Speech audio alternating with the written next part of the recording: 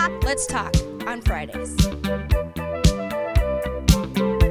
Hello, and thank you for joining us for Hey, Let's Talk on Fridays. November is STEM month in Rochester. That stands for Science, Technology, Engineering, and Math. And today we're going to talk to two local science experts who have connections to students and education. My first guest is Roger Larsen. He runs the Rochester Regional Science Fair here in Rochester. Thanks for joining me. You're welcome. It's my pleasure. A lot of people think with the science fairs, the stereotype is science fairs are a place where all the nerdy kids go, the science and math kids who don't do much else. My thinking is you probably think science fairs are fun. Why is the science fair a fun thing to do? I think the best part of the science fair is watching the kids discover something new, finding a solution to a problem, finding success at the science fair, being a winner with something that they have a brand new idea and they get to share that idea. They've been working on it for 5 or 6 months and get to talk about it. And if you've ever had discovered something or went fishing and you caught a fish, you can't wait to tell people about what you caught. And it's kind of the same thing in science fair, the excitement of being able to share what you found out. And then the process itself, sharing it has got to be a sort of a peak for the kids, but the process of actually going through it is also fun, isn't it? The learning and exploration of the scientific process is always exciting. Of course, there's a beginning and an end, a hypothesis. What do you think is going to happen? And then eventually finding out, did it or didn't it happen the way you thought it was going to happen? And sometimes during the experimenting part, we learn that there's other ways of finding a solution to a problem. And so something brand new is discovered. I think the exciting part of really a science fair is when you come up with an idea, because at least in my classroom, and I think in most teachers' classrooms, the hardest part is always coming up with, what should I investigate? What should I try to solve? And I know parents many times say, well, the project's easy. It's coming up with an idea. How can I do it? What should I do? And so a lot of times that's the hard part. And then once you get the idea, the rest is fun. It's just doing it. So what do you say to people who say, well, science is all about math and numbers? Well, it is a lot about math and numbers, because math and numbers do tell us a lot of things, but it's more about, again, discovery. It's about finding a creative solution. Sometimes it's about getting to know people. One of the things we found out when we had the 50th Rochester Regional Science Fair and we invited winners back, the number one thing that all of the winners said, it helped them to be able to communicate in life, because I need to share with you what I found out about that project. What was the discovery? And so I have to find a way of sharing that to you so you can understand what I'm talking about, because a lot of times it's about big words. So it seems like science fairs are an opportunity to, it's kind of killing multiple birds with one stone, because while these kids are going through the process of doing the science fair, they're not just working on the project, they're building, I would think they're building life skills. Exactly. And using numbers and using building techniques, engineering techniques, all the things that we talk about in STEM, science, technology, engineering, and math. And do you find kids that are involved in these science fairs, do you find that as over time from watching them that you recognize patterns and you say, oh, that's a kid who's going to be good at X, or here's a kid I can see right now that this kid's going to be good at this type of a thing, based on what you see them doing at the science fair? Or is it too difficult to make, to sort of make some sort of an assertion as to where their talents lie just by watching them? It's like with anything else. I suppose a little bit of politics is involved to some extent. You have to become a good talker, and sometimes you could if you can learn to sell somebody anything, you could sell them a science fair project. The problem, though, is that when you finally do get that project, you have to have the data to back it up. You have to have the numbers, and you have to have the information needed to show that the solution you found is correct. In other words, if I was going to do investigation with people, I have to ask more than 2 people. I have to have a definite enough test subjects to solve the problem or come to a conclusion. You mentioned the word about geeks. I always laugh when people say geeks, because last year Temple Grandin, when she was here, one of the first things she said is, of course science fair is about geeks. Who else would do it? And I really thought that was a kind of a humorous little statement, because really it is kind of quirky in the sense that you got to be able to see a problem and figure out, how can I solve this problem? And one of the things that I learned at the International Science Fair about that is that one of the reasons that the United States is falling behind other countries is we don't know how to solve a problem. And we're spoon-feeding the kids in school and giving them all the answers. And the minute we say, well, how could you solve that problem? How can you do that? Well, that becomes hard. Now we have to think. And it's much easier to be able to give you the answer rather than to say, well, how would you solve that? You come up with a conclusion. And so that to me is really what science fair is all about, and what makes it fun and exciting is you have to be the problem solver. So science fairs is about creating the next generation of problem solvers. Exactly, exactly. If I'm a parent and I'm interested in getting my child interested involved in a science fair, what advice would you give me in terms of getting their feet wet, getting them introduced to the idea? I guess the first thing I would say is, I would ask is, what school do you belong to? And then I would encourage you to visit with, and knowing the school, I could tell you what teacher or teachers are involved in that school that could help you get started in the science fair. I know in the public school right now we have a coordinator in every building. I know that the private schools are gearing up for this year's science fair. I know that Schaefer Academy has a person that's in charge of the science fair. So there is somebody in every building that has a background in helping you through the process and the paperwork. Okay. What is the deadline for somebody to get involved in the science fair? I mean, the science fair is coming up here, so are those kids have already been involved, but they'd get involved in next year's. Is that yes, right? Yes. The registration deadline is in January, and of course there is a website you can go to that you could get information about the science fair and the deadlines. The deadline is, I believe, sometime the third week of January. I don't remember the exact deadline, but okay. Yes. Okay. You know, if I'm a student, if I'm a fifth grader or sixth grader or seventh grader, and I'm interested in science, but I haven't shown a natural aptitude for science and math at this point, but I'm kind of curious about it. Do you think I should still get into it? Do you think a student like that should still get involved? Oh, most definitely. Prior to sixth grade, we have what's called the Gateway Science Fair. It's held at Mayo Clinic, and you could get involved in a smaller way to start with to see if you're interested. Once you get to sixth grade, then you move into the Rochester Regional Science Fair part. Sixth graders can also participate. Actually, they're fortunate. They can participate in either the Gateway or the Regional Science Fair, either one. So they kind of have crossroads at sixth grade. This year in the state level, sixth grade can actually go to the state science fair. They're trying it out, testing it, see if it's going to work. Okay. Well, and Rochester has a pretty prevalent, a pretty large-scale regional science fair in town. The first question on that is, you know, how does Rochester Science Fair, first of all, compare to other Minnesota science fairs? The Rochester Regional Science Fair is one of 9 in the state.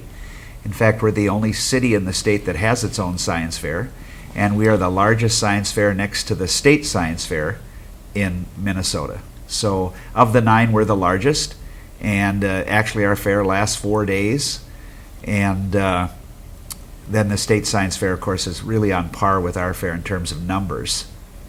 Okay. And you know, how did the Rochester Regional Science Fair compete with other science fairs, both in the state as well as beyond? Well, actually last year, and I've seen this progress over the last few years, competition in Rochester has been phenomenal. Last year, Rochester Regional Science Fair had the second most winners in the world. We were tied with Moscow, Russia, Austin, Texas, Plano, Texas. The top science fair, if you were, where were they the biggest? I mean, first thing you'd want to know is what city in the United States has the most winners or in the world? And actually, it was San Diego and Portland, Oregon that had the most winners. And then Rochester Regional Science Fair was the second most winners. And of course, we, as I shared with you, because the first 2 tied for first. Yes, they were tied for first, and then Rochester was tied for second, with 6 other places, Moscow, Russia being one of them, and a few other cities in the country. But the fact that we had that many winners in Rochester speaks volumes about our community, especially with Mayo Clinic and IBM being here. And you know, obviously we're a scientific community with, like you say, Mayo Clinic and IBM. There's so much science happening in this community just inherently. And I'll ask you about that in a second. But I also wanted to ask you, when I ask you about some of the projects that some of these kids have done that led to these, leading the country and in the world. I mean, can you name a couple of just the topics that they might have done that so people get a sense of what these projects are? Well, we had one of the top 20 projects in the world last year was a team project. Chi Kao and Jing Zhang from Century High School used algae to break down oil to see if they could break up the oil that we had in the oil spill. And they bought their oil off of eBay. And it was kind of exciting because when Temple Grandin was here last year, she actually picked that project as the best. And she was right on. She knew exactly what she was talking about. We had another boy who used electrodes on the brain to maneuver a robot.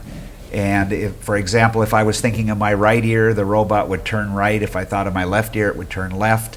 And that young man was one of the top projects, took second place at the International Science Fair. He was one of 12 students that went to CERN, Switzerland, to study nuclear reactors and nuclear research with 11 other kids. Kate Geschwin, who's been a winner in the past, has done some studies on wind energy and wind farms and used math to solve those problems. So we've had a lot of students do lots of different kinds of projects, not necessarily in the medical field or the computer field, but cross-section. Well, and given that Rochester is such a science-based community, what is your optimism? I guess I would assume you're pretty optimistic about the potential of the talent base of kids that we have in this community. What are your hopes for what the Rochester Regional Science Fair? Obviously, it's very successful, but what do you think could become of the science community, the young science community here in Rochester?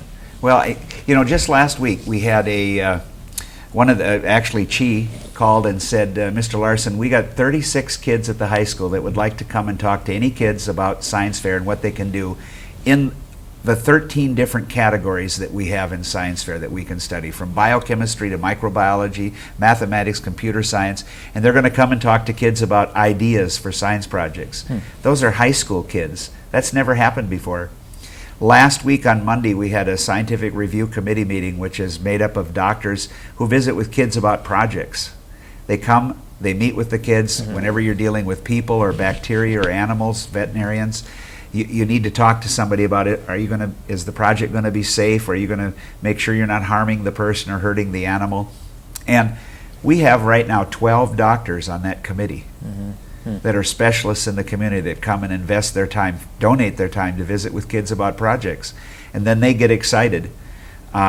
So the science fair has continued to grow continuously throughout the last 20 years. It's not the fair that it used to be.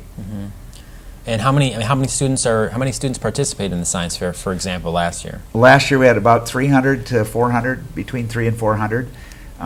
Truthfully, at about 500, it would be very difficult to host the fair because you have it's a large gym. Plus, you have to have judges, and if you had 500 projects, 3 judges a project, that's 1,500 judges. Right now, we have over 600 judges that we have judging contacts with students during this time that we have the science fair set up. So, a lot of volunteers in the community. Wow. Okay. Well, we're almost out of time. Thank you very much for joining me and talking about science in Rochester. Appreciate it. Thank you very much. All right.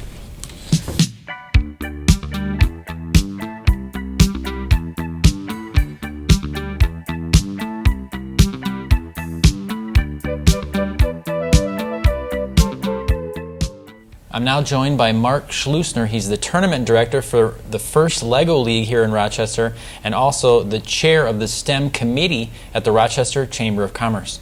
Mark, thank you for being here. Thanks for having me.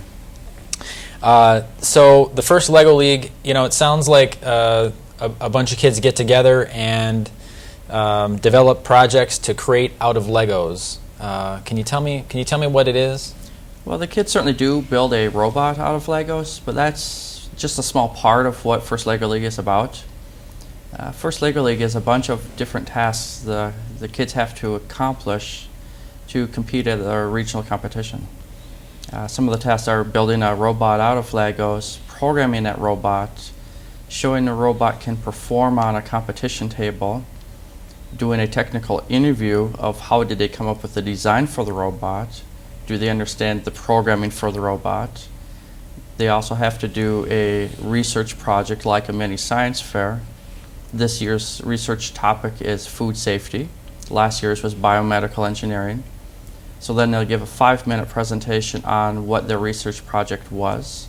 They'll take 10 minutes of question and answer on understanding their research project. How does the robot relate to the food topic? Sometimes that's kind of a stretch. If you look at the competition course for the robot, they'll do food-related items. Like this year with food safety, there's little carts that have fish in them.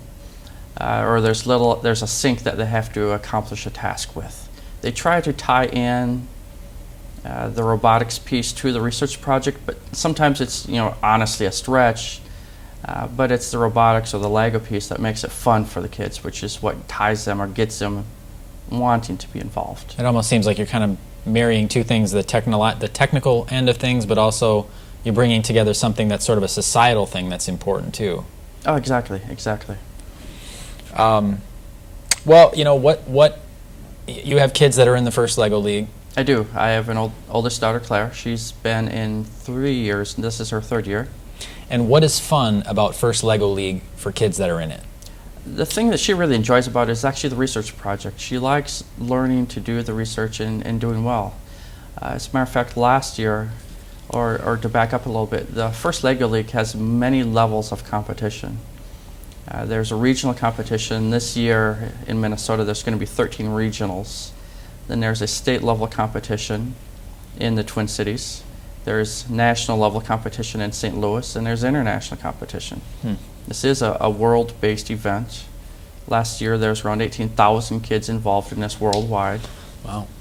This year in Minnesota, I just had a meeting last night, as a matter of fact, on this. There's 425 teams registered this year in Minnesota. But for the research project, my daughter's team was one of 4 teams called back at the state level for their research project, so they did very well. Out of 300 some teams, they were in the top 4. Wow, and that's across the state. That's across the state. And so 425 teams, how many kids are on a team? On average, 6. A team can consist of as few as 2 and as many as 10. We have seen teams larger than that, which is perfectly fine from my point of view. But the rules do state up to 10. On average, there's 6 teams. Like last year in Rochester's regional, we had 27 teams participate, and there was 489 kids who had showed up. Do you think that the kids benefit from the teamwork involved in that kind of an intimate setting where they're working on a project because they're doing this for months, they're working on the project, or weeks? Months. The teamwork is actually another judging portion of the competition. During the research project judging, they are also judged on teamwork. How well do they work as a team? And as a matter of fact, this year there's something called core values that was added. That is going to dive even more into, do the kids know how to work well as a team? There'll be a task for them to accomplish. The example that was given last night is half of the team will be blindfolded, and the other half of the team will not, and will have to explain to the blindfolded kids how to do something. They'll have to know how to talk well with them and not scream at them to try to get them to do something. It's just something simple like, say, putting a certain Lego block together to build a certain item. But it takes good teamwork to be able to do that, which are certainly life skills that we all need. Yeah. I mean, you feel like that's a valuable skill for your daughter to be learning at such a young age? Absolutely. Absolutely. She just went into middle school this year, and they will be doing team-based projects and stuff. It's one of those things that everybody, I think, at all age levels, not even just middle school kids, but even kindergartners, need to learn how to work well with their fellow students or, eventually future teammates. We teach it a lot in sports, but we seldom teach it in academics that it's just as important, if not more important, to know how to work well as a team member. What other kinds of skills, besides teamwork, do you think that these kids are going to gain through the process of these kinds of projects, working together on these kinds of projects? A lot of the skills from all of the judging areas are important. Learning to do the good research skills, kind of like the science fair project piece.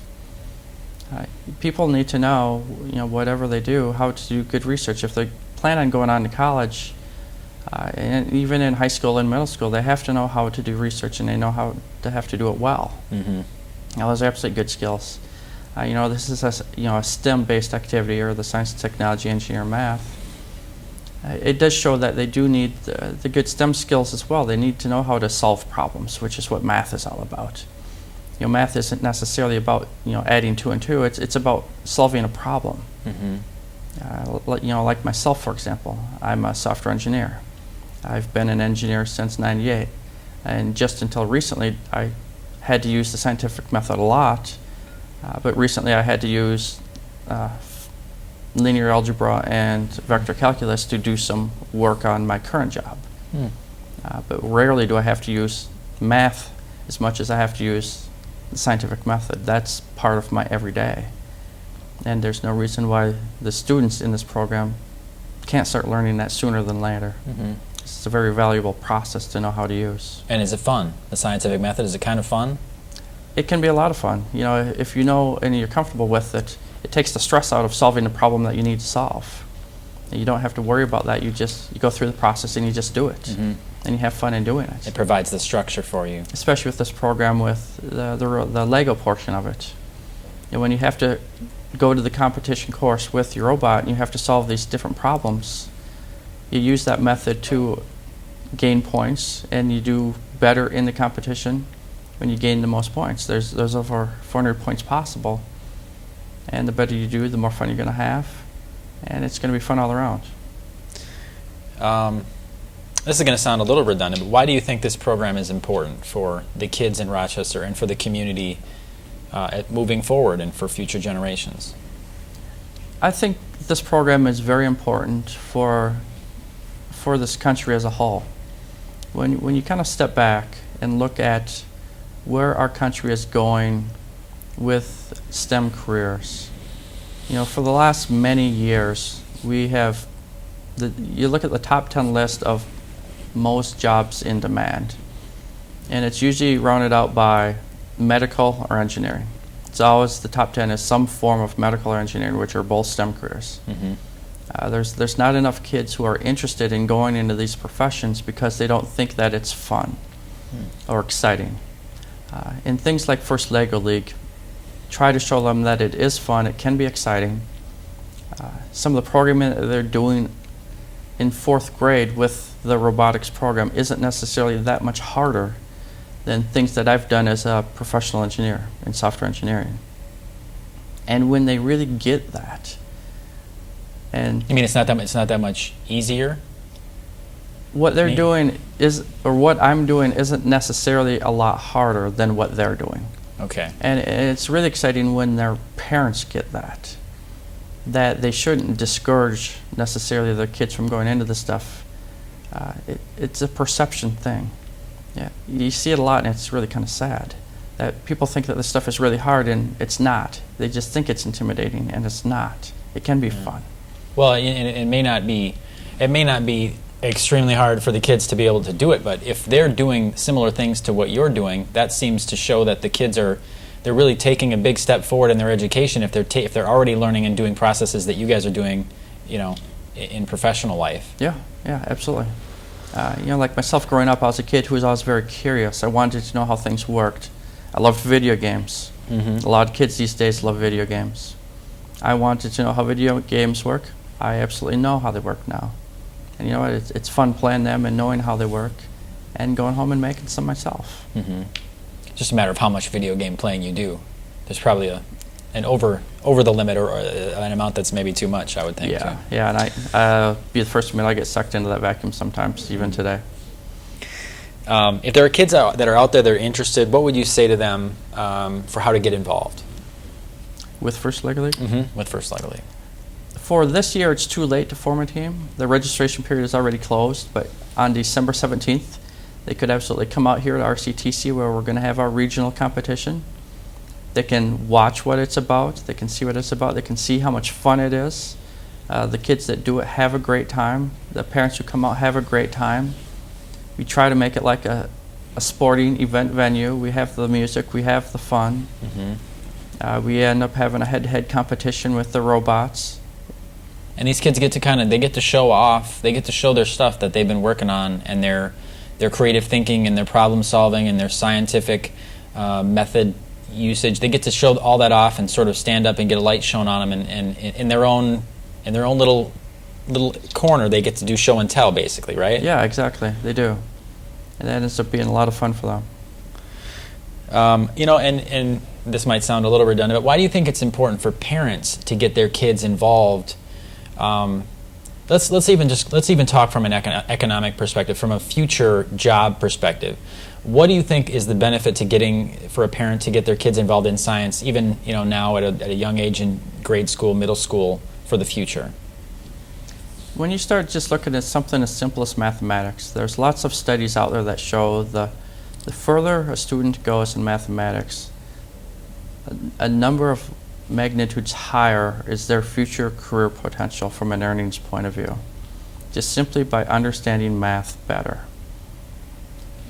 If you look at engineers who come out of college with a 4-year degree, on average we are making at least twice as much more than anybody else coming out of college, just simply because we've got a math background. And life isn't about money, but the more that you can make, the generally easier life is going to be. The more you can provide for your kids, the better the colleges you can send them to, the vacations you can go on. And at least provides them some opportunities where they can make choices. Exactly. Yeah. Exactly. It's not so bad, working 8 to 5 Monday through Friday, and maybe working a little extra from time to time as the job demands, and every job's got that, right? Sure. Well, is there anything? So the competition's going to be December 17th, and people can come out and they can watch that, and that'll be fun and exciting for people, and that's a great chance for them to sort of get their feet wet. Yeah, it is. It absolutely is. Because as I brought this to Rochester last year with a couple other folks, and tried to promote the growth of this program in Rochester, when I explain what the program is to a lot of people, it frankly intimidates them, and coming out to the competition is what I recommend for anybody who might be interested in it, so they can see what this is about. They'll see that while it sounds intimidating, the kids have a lot of fun.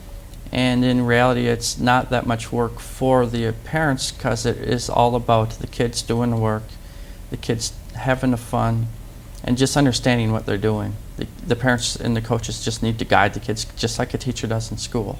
Sure. Okay. And that's what parents generally do anyways. Sure. Okay. Well, thanks a lot, Mark. Thanks for coming thank out. you. All right. Thank you for joining us for Hey, Let's Talk on Fridays. Have a good weekend, and we'll see you next time.